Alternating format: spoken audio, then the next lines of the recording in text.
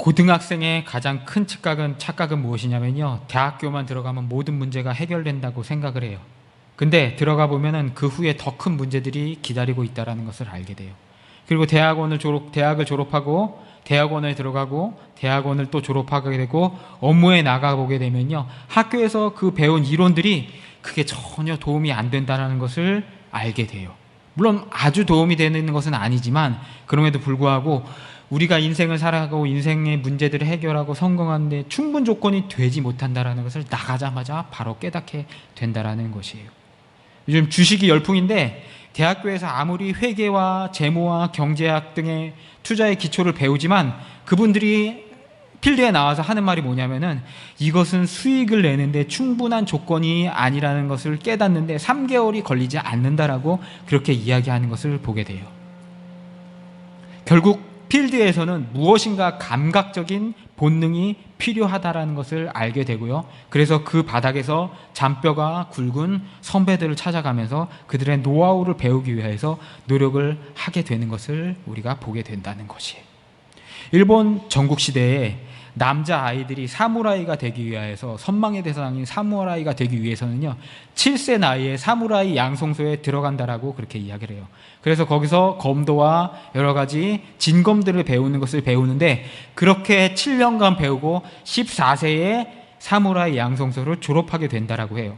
근데 그렇게 도장에서 갓 검술을 배운 사무라이들이 길거리에 나가게 되면 뒷골목에서 굴러먹은 실전 검객을 만나게 되면 바로 그 실전 검객에게 단칼에 목이 날아갔다라고 그렇게 이야기를 한대요.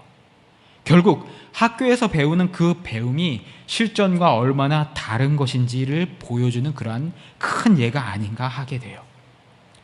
결국 인생에는요 수업료 지불 없이 받을 수 있는 교훈은 없다라는 것을 우리는 알게 된다라는 것이에요. 세계 최대의 헤지펀드를 운영하는 레이몬드 달리오라는 사람에 대해서 여러분 들어보셨을 거예요.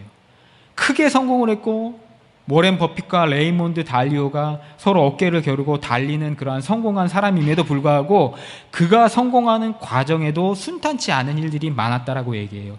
처음에 처절한 실패로 인하여서 모든 직원이 떠났고요, 생활비 마련을 위해서 자기가 몰고 다니던 자동차까지 팔아야 하는 그러한 나라까지 떨어졌다라고 레이몬드 달리오가 자기 자서전에서 이야기하는 것을 보게 돼요. 달리오는 그런 참담한 실패를 통하여서 배움을 배울 수 있었고 그렇게 해서 자기가 여기까지 발전을 할 수 있었다라고 고백하는 것을 보게 돼요. 제가 굉장히 존경하는 멘토인 유럽의 전설적인 투자자인 앙드레 코스툴라니는 이렇게 얘기해요. 단기간에 부자가 되는 방법이 3가지가 있는데 첫 번째는 부유한 배우자를 만나거나 두 번째는 유망한 사업 아이템을 찾아내거나 세 번째는 주식 투자자를 하는 것이다 라고 이야기를 해요.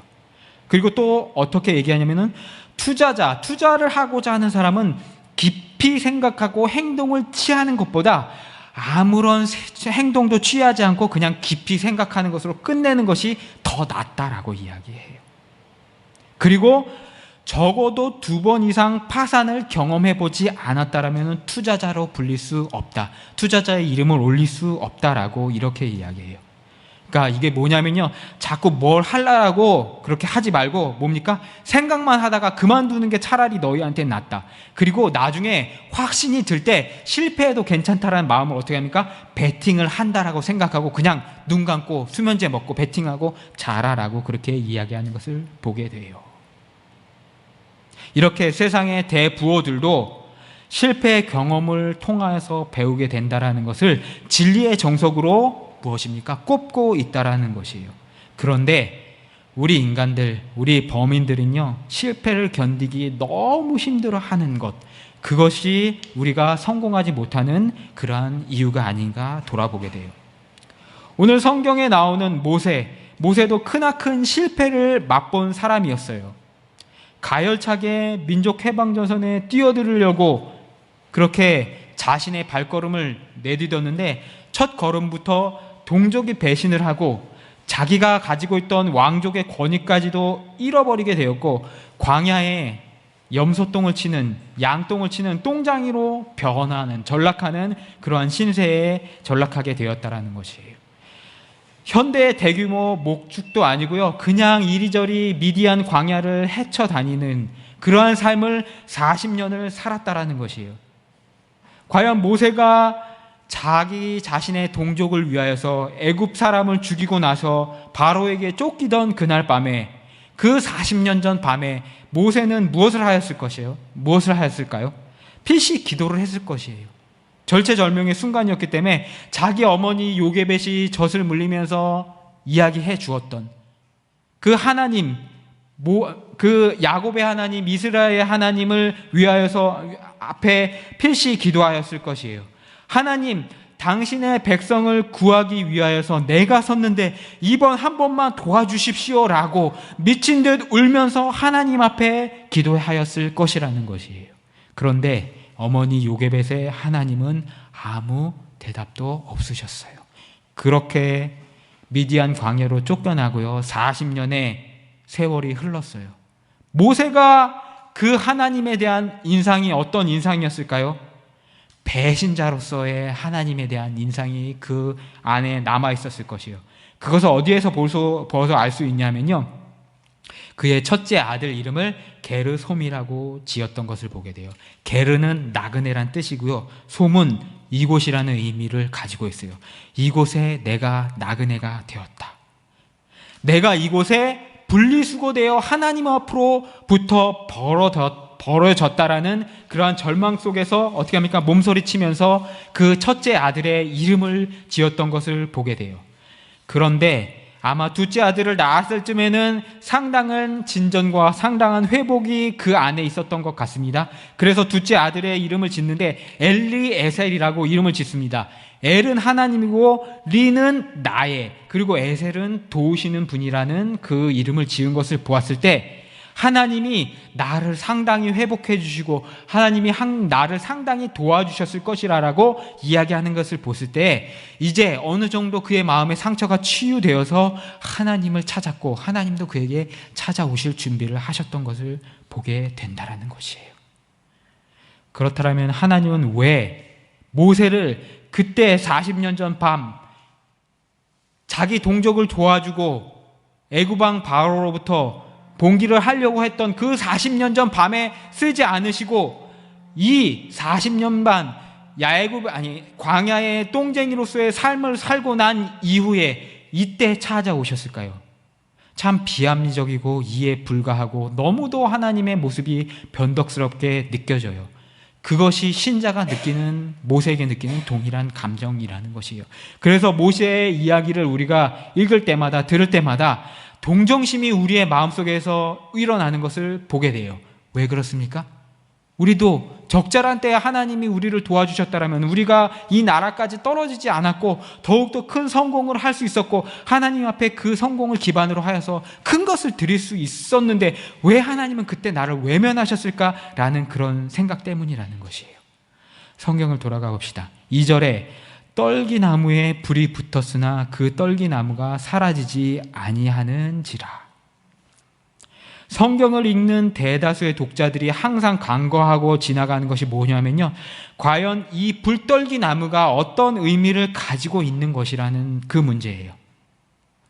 이것에 집중하게 되면요, 하나님이 여기서 모세와 여러분 성도님들과 저에게 말하려는 그 메시지의 모든 엑기스를 뽑아낼 수 있는 그런 키워드가 바로 이 불떨기나무 안에 있는데 이것을 해석을 잘 못하기 때문에 이상한 해석을 하고 지나가는 것을 보게 돼요.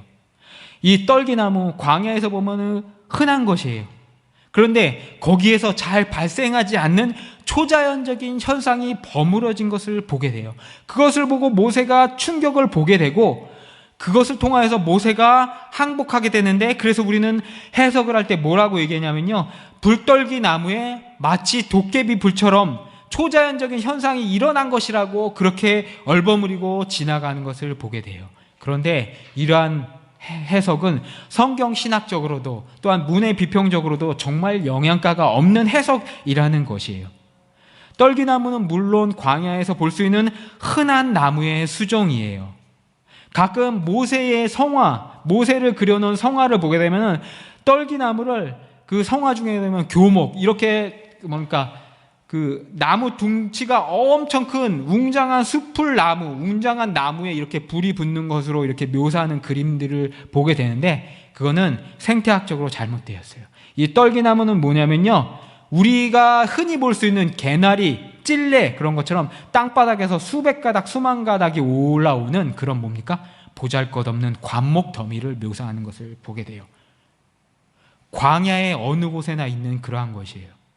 광야는 건조한 기후이기 때문에 피어났다가 건기가 되면은 바로 말라비틀어지고, 그 말라비틀어진 덩어리들이 스폰지처럼 뭉쳐가지고 어떻게 됩니까? 우리 서부 영화에 보면은 카우보들이 말 타고 가는데 광야에서 바람이 막 불면은 그 스폰지처럼 나무가 막 이렇게 막 수백 개 굴러다니잖아요.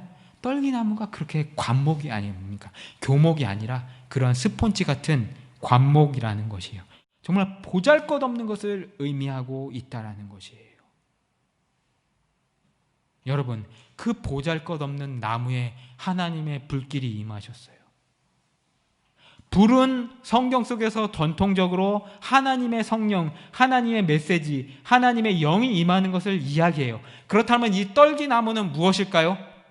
바로 모세의 상태를 의미하고 있는 것이에요.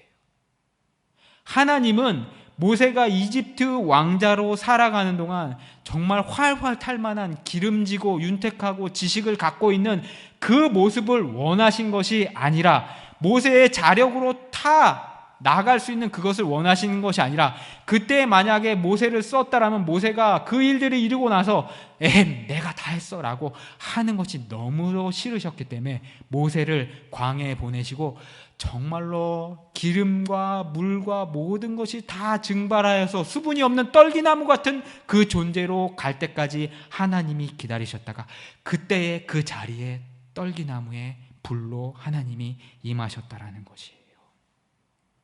사랑하는 성도 여러분, 그래요. 하나님은 우리의 힘을 이용하시기보다는 그 힘이 다 떨어진 이후에 하나님이 우리의 힘을 통하여서도, 우리의 힘을 없이도 일할 수 있다는 것을 세상 사람들에게 보여주기를 원하시는 방법으로 즐겨 일하신다는 것이에요.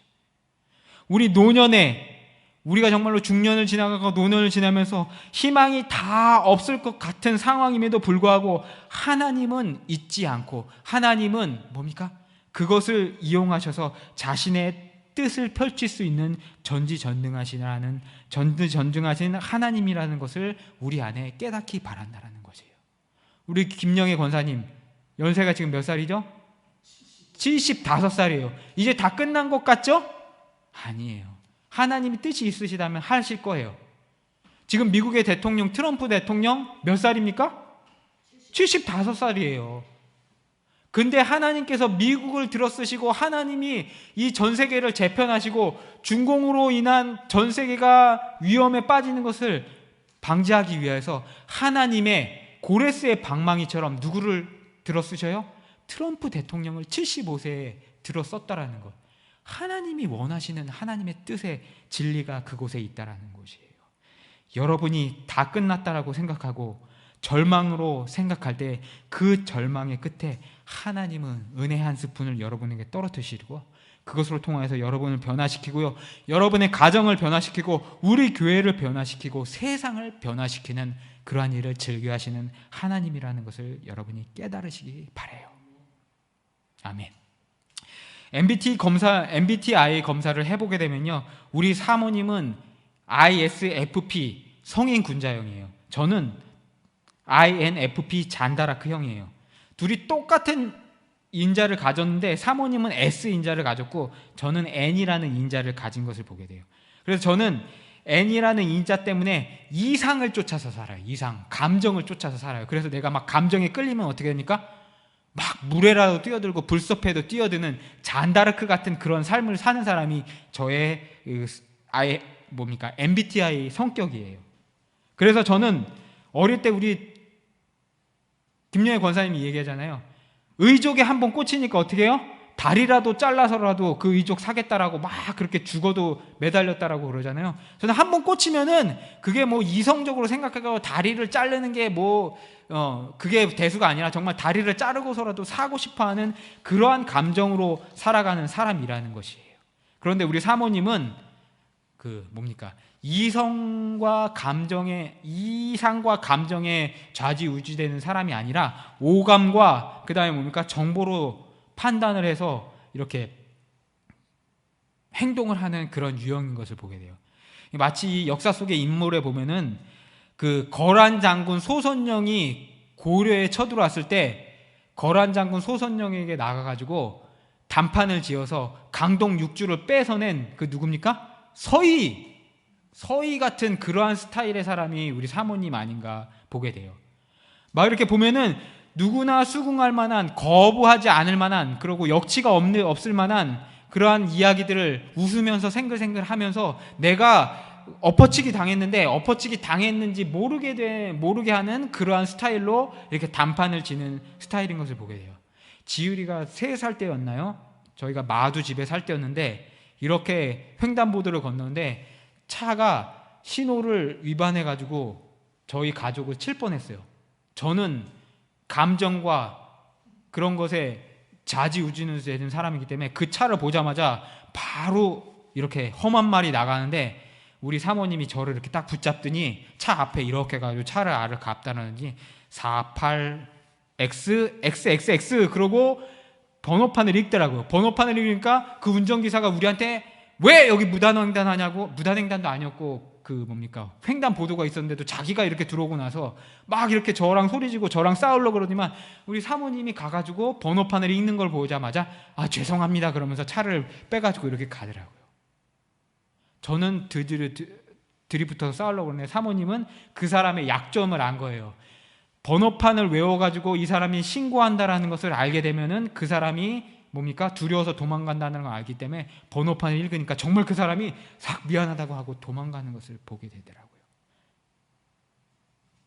근데 이 잔다라크라는 저의 INFP라는 성격의 대표적인 인물이 누가 있냐면요, 예수님, 그 다음에 테레사가 있고 그 다음에 그 마지막에 누가 있냐면요, 모세가 기록되어 있는 것을 보게 돼요. 여러분 딱 봐도 모세가 저와 같은 성격을 갖고 있다는 게 직감적으로 저는 알게 된다는 것이에요.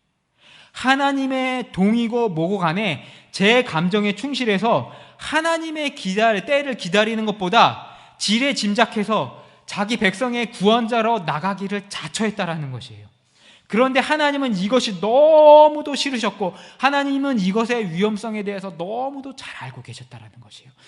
모세가 일하는 것이 중요한 것이 아니라 모세를 성경의 인물로, 모세를 역사의 인물로 등용하고 모세를 역사의 위인으로 만들어주는 것이 목적이 아니시라 하나님의 도구로 모세를 사용하여서 이스라엘 안에 그리고 세계와 열방 가운데 이스라엘의 하나님의 영광을 드러내시기를 원했다라는 것이에요.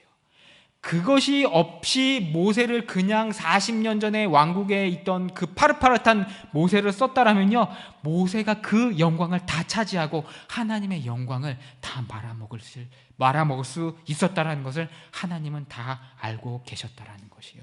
그래서 하나님은요, 모세를 집사기 속에 푹 삭힌 홍어처럼 광야 가운데 40년 동안 푹 삭이신 이후에 사용하셨다라는 것을 깨달아야 한다라는 것이에요. 동일한 방식으로 하나님은 우리를 잊지 않고 계셔요. 우리가 집 속에 푹 삭아가지고 정말 체질이 다 녹고 이제는 먹을 수 없는 것 같은 상황에 갔을지라도 하나님은 우리를 잊지 않으신다라는 것이에요. 그러므로 하나님 우리에게 왜 은혜를 안 주십니까? 하나님 우리를 잊으셨습니까? 라고 되물을 필요가 전혀 없어요. 그냥 준비하고 있으면 돼요. 하나님이 언젠가 우리를 부르실 때 모세가 미디안 광야에서 보았던 그 불떨기 나무처럼 그때 부르실 때 하나님 제가 여기 있습니다. 내가 하나님의 일을 하겠습니다. 라고 나갈 준비를 하면 된다라는 것이에요.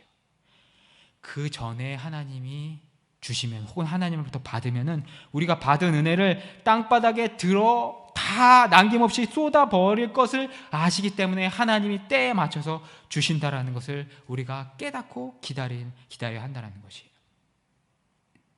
가끔 목사님들 중에 이런 간증을 하시는 분들이 있어요. 내가 서울대도 나오고 하버드대도 나오고 세상에서 할 것은 다 해보고 다 성공을 했는데 이제 내가 하나님 앞에 그것을 드리기 위해서 목회를 시작했다라고 이야기하는 그런 목사님들 있는 것을 보게 돼요. 이렇게 들어보면 참 은혜롭고, 와, 저런 큰 일을 이루신 분이기 때문에 하나님이 저런 분들을 통해 가지고 일을 이루시구나, 참 부럽다라고 그렇게 생각을 하는데, 이게 한편으로는 굉장히 위험한 발언이 아닐 수 없다라는 것이에요. 물론 그런 분들이 목회를 하면은 그분들의 특유의 성실성과 끈기로 목회를 또 잘 하시기도 하지만, 그거는 그분들의 케이스 있어야하는 것이에요. 그것을 듣는 성도들에게는요, 가끔 많이 역작용으로 작용할 여지가 많다라는 것이에요. 뭔가 휘황찬란한 것, 그리고 성공한 것, 그리고 그 성공을 통하여서 하나님 앞에 멋지게 드리면은 하나님께서 우리의 재물들을 흠양해 주실 것으로 잘못 성도들에게 인식하고 판단하게 할 수 있다라는 것이에요. 그래서 하나님 앞에 무언가를 드릴 때 자녀들에게 뭐라고 얘기하면요, 지금 네가 예배를 드리는 것이 중요한 것이 아니라 우리 목사님처럼 서울대 가고 하버드 대학 가고 나중에 하나님 앞에 드리는 것이 더 중요해. 그러니까 지금 주일학교 가지 말고 공부하는 걸 더 열심히 해. 교회 가지 마. 열심히 공부해. 그리고 나중에 드려 라고 할 수 있다라는 것이에요. 또 혹은 사기쳐가지고 몇 억씩 사기친 다음에 거기서 몇 억씩 헌금 드리는 거, 그리고 나서 하나님 앞에서 내가 하나님 앞에 바칩니다 라고 으쓱하는 그러한 모습으로 성도들이 분간하지 못하는 그러한 방향으로 흐를 수도 있다는 것이에요. 그런데 중요한 것은요, 하나님은 양, 그 다음에 하나님 질, 하나님은 사람이 잘하는 것, 그것을 원하는 것이 아니라는 것이에요. 하나님은요, 휘황찬란한 본차이나에 물이 찰랑찰랑하게 가득 담겨서 멋지게 하나님 앞에 날라다 드리는 것을 원하는 것이 아니라요, 우리 모습이 깨어진 질그릇 같고 한쪽에 이가 떨어져 가지고 이로 물이 셀지라도 뭡니까? 하나님의 의를 조심스럽게 담아내기를 원하신다라는 것이에요. 사랑하는 성도 여러분, 그러므로 하나님이 우리를 위해서 축복을 주시기를 원하시고 준비하고 계시는데, 우리가 휘황찬란한 본차이나가 되기를 원하시는 것이 아니라 깨지고 흘러넘치는 그런 이가 나간 질그릇처럼 같은 그러한 상황일지라도 하나님은 기뻐 받으신다는 것을 깨닫고 나아가시는 시간이 되기를 주님의 이름으로 축원합니다. 구하여도 받지 못함은 정욕을 위하여서 쓰려고 구함이다라고 야고보서 4장 3절에 기록하고 있는 것을 보게 돼요. 그렇게 우리 정욕이 다 마르기 전까지는 하나님은 우리에게 주시지 않아요.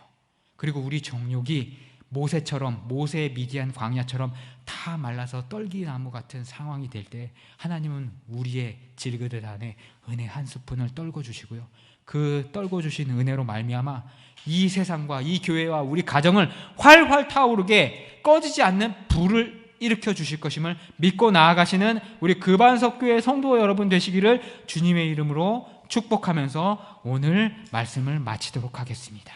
우리 함께 기도하시겠습니다.